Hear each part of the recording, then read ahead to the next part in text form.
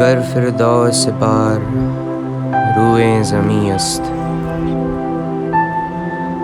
गर फिरदौस बार रूए ज़मीं است हमी अस्तो हमी अस्तो हमी است हमी अस्तो हमी अस्तो हमी است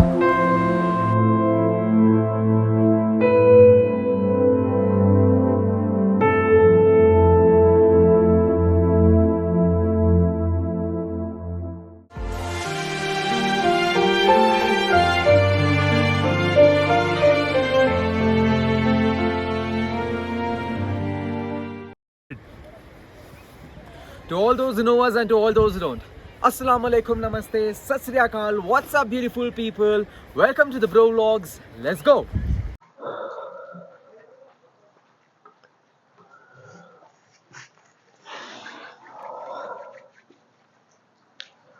So this is day 4 या day 5 पता नहीं of being in कश्मीर। और आज की आइटनरी थी कि आज पहलगाम जाए, बट मौसम ने जवाब दे रखा है।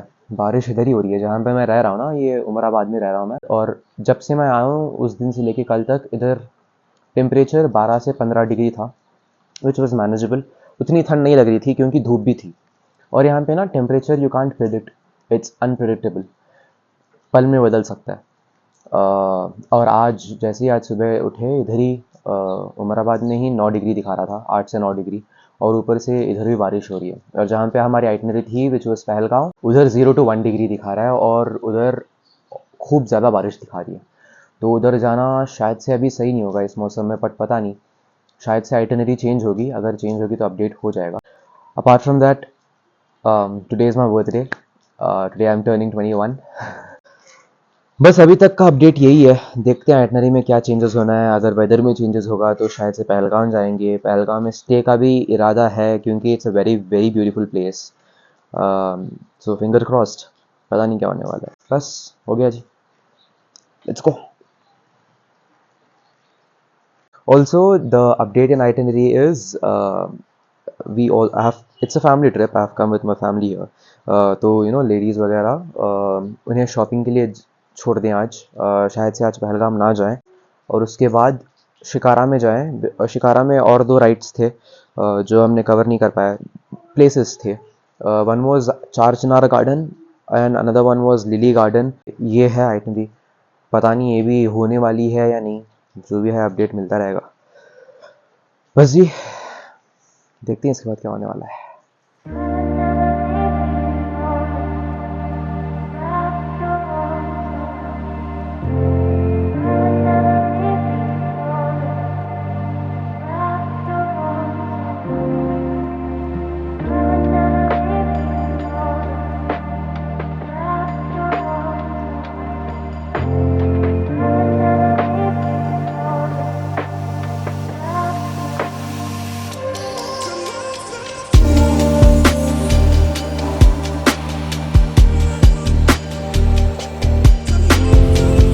निकल गए पहलगाम की तरफ। बारिश रुक गई थी, आसमान साफ था, मौसम बहुत अच्छा हो रखा था, ठंडी ठंडी हवाएं चल रही थी। और on the way to Pahalgam ना मुझे ये स्कूल दिखा। This is the school. What I found amazing about the school is the scenery behind. Just imagine अगर हम इस स्कूल में होते, जब हमारे लेसन्स ख़त्म होते, हम बाहर आते, we have a beautiful view around, will walk back to home. Such an amazing day it would be. So I thought of capturing it. I found it really well.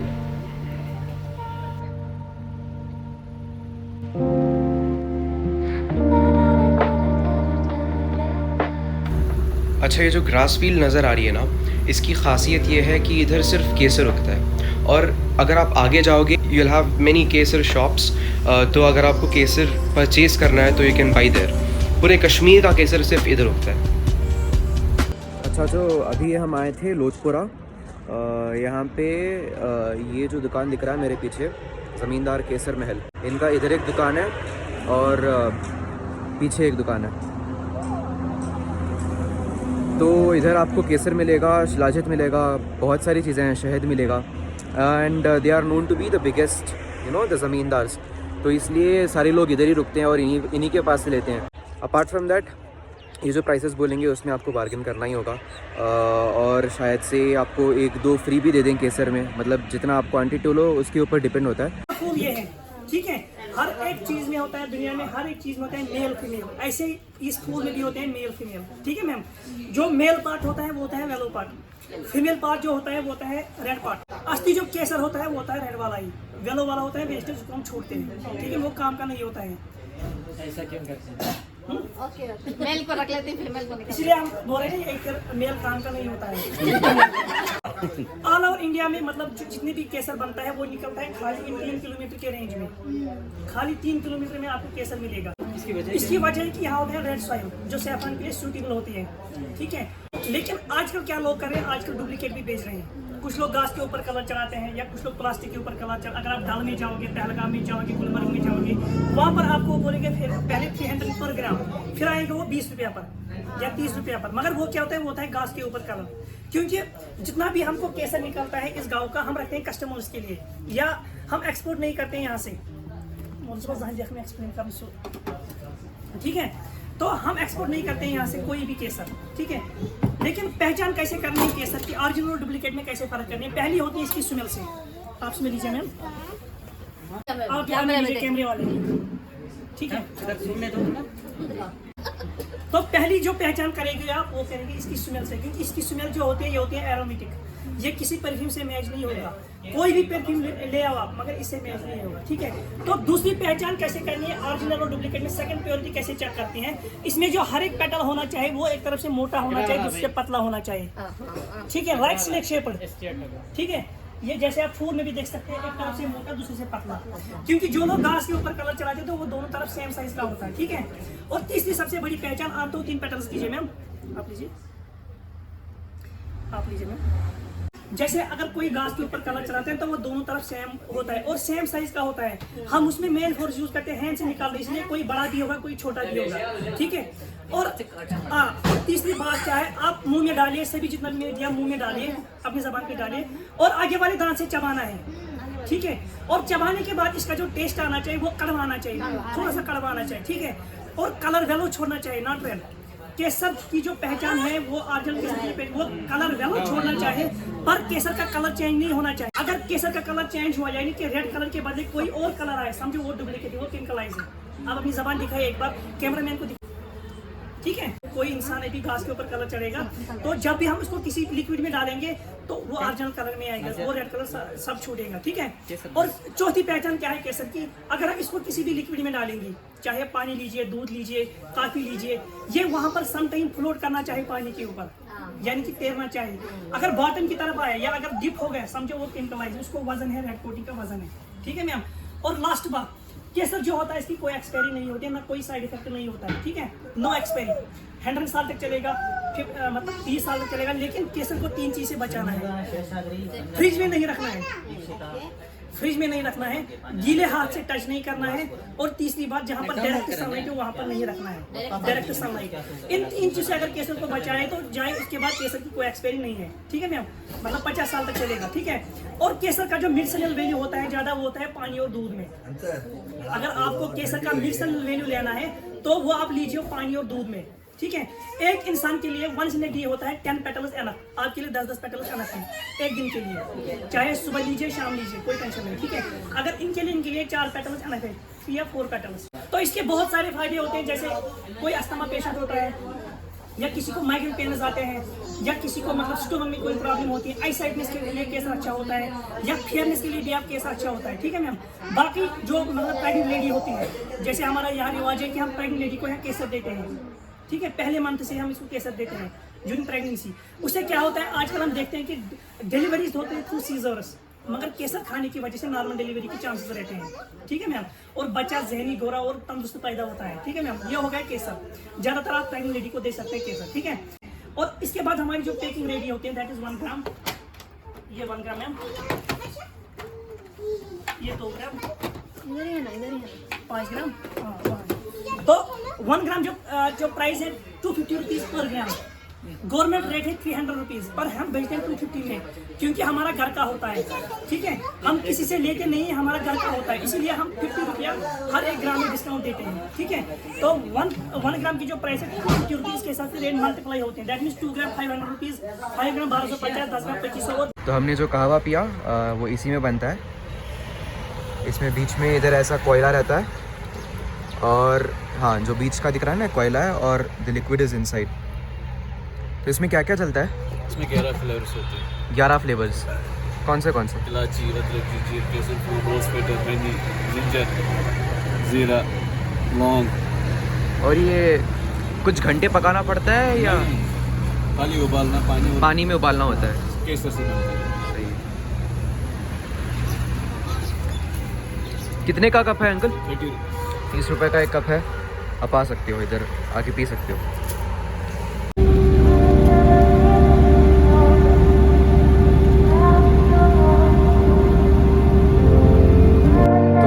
जब आप पहलगाम जाते रहते हो ना, you have shops like this, जहाँ पे आपको Apple juice मिलेगा, fresh Apple juice. Even though season नहीं है, ये कोल्ड स्टोर करके रखते हैं एप्पल, और इसी को ग्राइंडर में डाल के सर मुझे मत लाना भाई। देते हैं।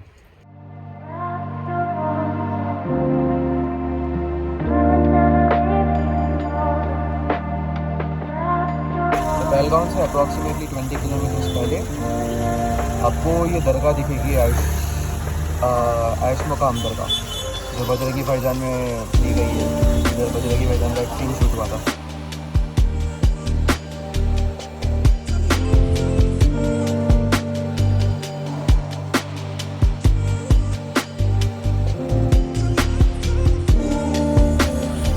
तो आप रास्ते से आओगे पहलगाम के लिए, तो इधर आपको पार्किंग मिलेगी, एंड दिस इज़ पहलगाम।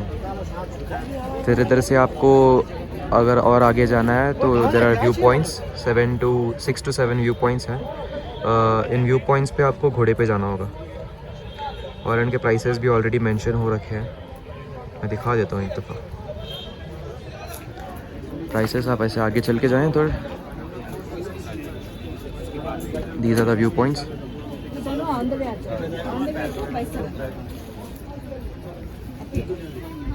और ये रहे प्राइसेस। बारिश नहीं है सर जी, आपको रेनकोट देंगे।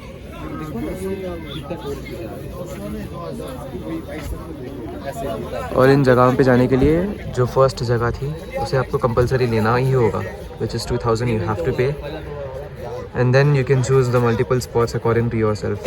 You can customise them I guess.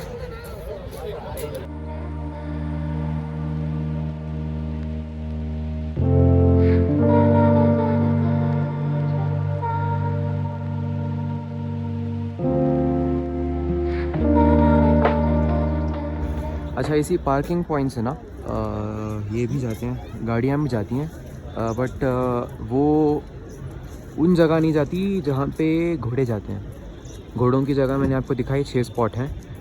गाड़ियाँ हैं टवेरा, इनोवा, और ऐसे कोई 7 सीटर्स होंगे, एर्टिगा शायद से, जो आपको दूसरे 3 पॉइंट्स लेके जाएंगे, which is on the way to Betaab valley. तो बेताब वैली जब आप जाओगे, अगर आप जाना चाहते हो बेताब वैली, तो आप गाड़ियाँ ले सकते हो और गाड़ियों में जा सकते हो। उनके 3 स्पॉट होंगे और वो 3 स्पॉट आपको लेके जाएंगे। अनदर अपडेट गाइस, इधर जो भी मैंने स्पॉट्स बोले हैं, जो भी मैंने घोड़ों पे दिखाए हैं, ये सीजनल हैं। सीज़न के हिसाब से आपको दिखेंगे, खुलेंगे, और उसी टाइम पे आपको शायद से लेके जाएंगे। जो स्पॉट्स ओपन हैं वही लेके जाएंगे, जो नहीं है वो नहीं लेके जाएंगे। वेदर के हिसाब से भी है, क्योंकि मैंने बोला था कि इधर वेदर बहुत जल्दी बदलता रहता है। तो अगर बारिश हो गई या स्नो हो गया तो थोड़े स्पॉट्स शायद से बंद हो जाते हैं। अच्छा, यहाँ पे आगे 5 मिनट से 10 मिनट नहीं हो गए, एंड द वेदर की सीन से बोला था पल पल में बदलता रहता है इधर वेदर। फिर it gets briefer every time. देखिए जी, अभी फिर से 5 से 10 मिनट हुए, बादल सारे चले गए, बारिश रुक गया। Again the mountains are clear. अभी उस तरफ, हाँ उस तरफ बादल आ गए, तो उस तरफ शायद से बारिश होगी, फिर बादल चले जाएंगे, फिर से वेदर क्लियर।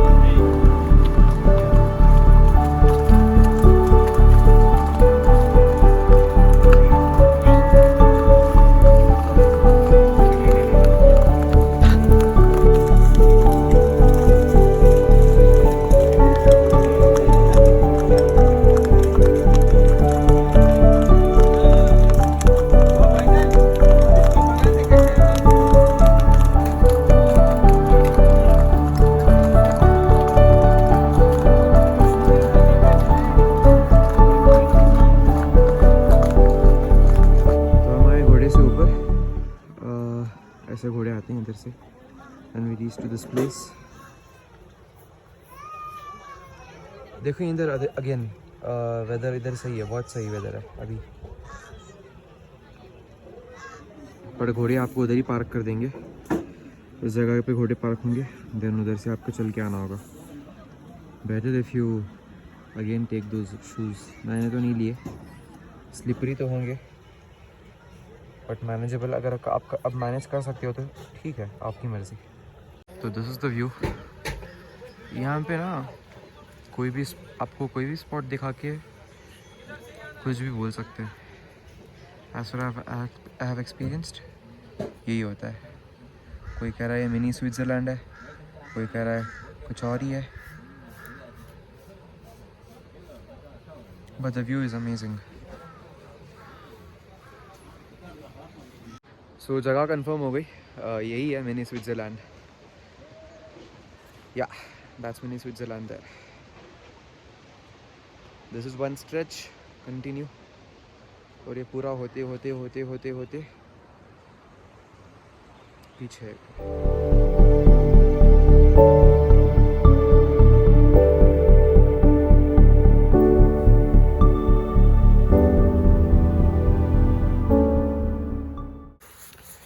तो ये जो है दिस इज़ कॉल्ड एज डूना वैली। यहाँ पे शेपर्ड्स आते हैं और दूध की रोटी और घास के जूते बनते हैं। दूध की रोटी ऐसे बनती है, दूध उबालते हैं, फिर ठंड के लिए ठंड में रख देते हैं और वो बन जाती है दूध की रोटी। ऑलराइट पहुंच गए नीचे। तो this experience was completely different. जो सोनमार्ग था, सोनमार्ग का हॉर्स राइड अलग था व्हेन कंपेयर टू पहलगाम का हॉर्स राइड। इधर हमने देखा आपने जैसे कि we entered through pitch green forest, थोड़ा तार रोड भी था, थोड़ा नॉर्मल था। Where Sonmarg was completely hill. तो इट्स अ डिफरेंट एक्सपीरियंस। आप चाहो तो ट्राई कर सकते हो। हम गए सिर्फ 4 स्पॉट या 2 स्पॉट, और ज़्यादा स्पॉट्स हैं but again I told you seasonal है हिस्सा और पैसे भी ज़्यादा है, तो सीज़न के हिसाब से खुलते हैं। अपार्ट फ्रॉम दैट देख लो एक लास्ट टाइम व्यू।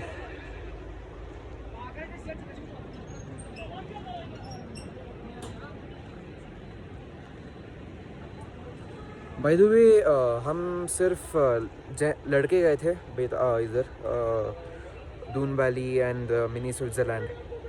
लेडीज़ को हमने वैन में बात करके इसे भेजा, बेताब वैली। बेताब वैली भी अच्छा है। It's like a shooting spot. It's a plain grassland, पानी बह रहा है, या अगेन स्नो कैप माउंटेन्स। अच्छा है वो भी to experience.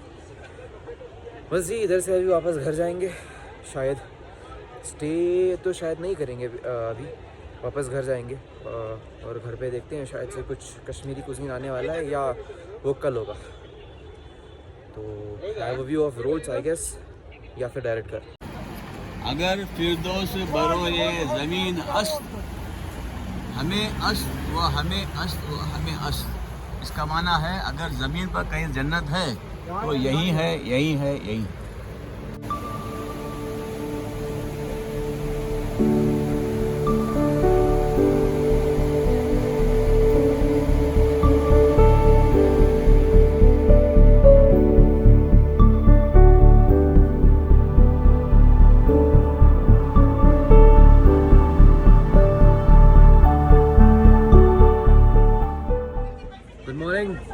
Good morning from dal lake.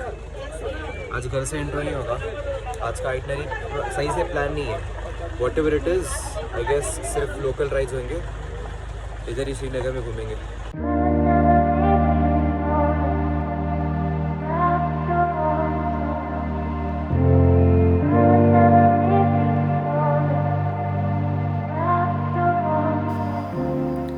तो कश्मीर में ना ऐसे बोट्स पे you have weddings which take place और सेरेमनीज और birthday parties. It's kind of unique and interesting. So ये जो बाउंड्री दिख रही है ना, ये सारी boundary it use to come under the king Raja Hari Singh. उस ज़माने में उनका इधर ये जो घर दिख रहा है, this was a floating house boat, उनका हुआ करता था। But now it is a restricted area and it comes under the Indian army.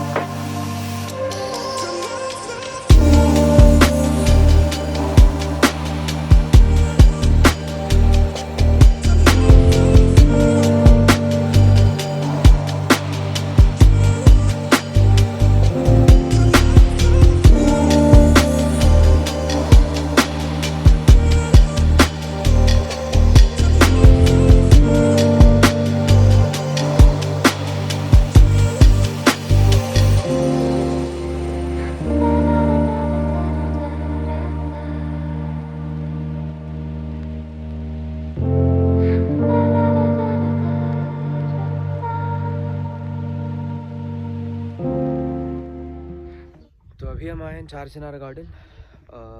ये गार्डन अराउंड 600 साल पुराना है।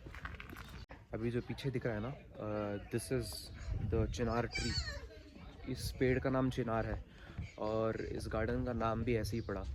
4 चिनार के ट्रीज़ थे, 4 चिनार के ट्रीज़, एक इस कोने पे लगा है, एक इस कोने पे है, one there is over there पीछे, और एक उधर है। तो ये 4 चिनार के ट्रीज़ 4 कोनों में लगे थे। दिस इज़ हाउ इसका नाम पड़ा, द 4 चिनार गार्डन। हाल ही में मेरे पीछे जो है और ये दोनों पेड़ बहुत बड़े थे, इन्हें निकाला गया और गवर्नमेंट ने नए ट्रीज़ प्लांट किए, बट जो भी प्लांट किए हैं चिनार के ही हैं। Let me show you.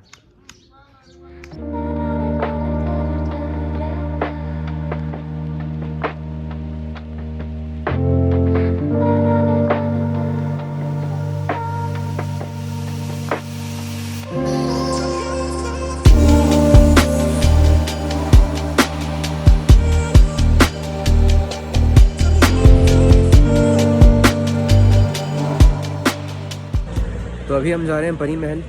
परी महल जाने के लिए आपको पहले नेहरू गार्डन आना होगा। उसके एग्जैक्ट डायगोनल पे, एडजेसेंट पे आपको मिलेगा ऑटो। उधर से आप ऑटो लोगे और ऑटो ही जाएगा आपको परी महल पे।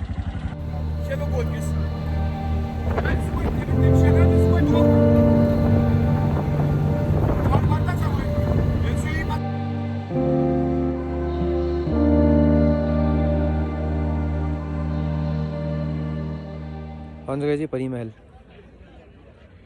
and you have tickets here, which is again the same as other gardens, which is Nishad Garden and Nehru Garden.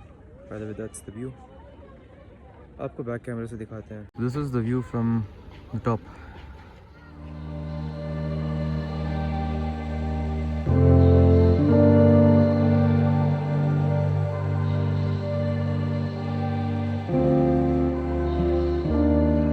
आओगे उधर आपका टिकट कॉर्नर है, टिकट लोगे। The entry is here, this is the ground floor. Ground floor से आपको सीढ़ियाँ इधर मिलेंगी और उस तरफ भी सीढ़ियाँ हैं।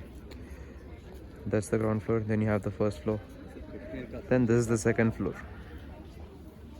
तो ग्राउंड फ्लोर से देयर इज़ अनदर केव जो नीचे आएगा, which will take you to the first basement, and first basement के बाद you have another basement here. There is basement 2, then basement 1, then ground floor, then first floor, then the second floor.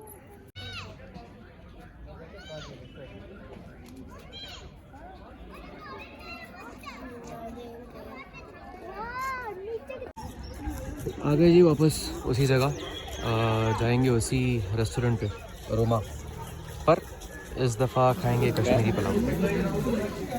तो अभी हम आए लाल चौक नहीं, लाल। तो खाना खा के अभी हम आए Lal Chowk, and Lal Chowk is a market. ये सब मार्केट ही है। You can do your Kashmiri shopping your, specially ladies. अपना कोई काम नहीं है, सिर्फ चल के जाना है। तो अभी हम आए हैं फॉर अ ड्राइव। शॉपिंग तो लेडीज़ ने कर ली, हमें भी कुछ करना था तो हम आ गए बाहर। कश्मीर में ऐसे कोई नाइट लाइफ तो नहीं है, पर इधर एक स्ट्रीट फूड मिलता है डल लेक के पास, विच इज़ कॉल्ड एज तुज। तुज is a concept of Sikh kebab, but it is kind of different.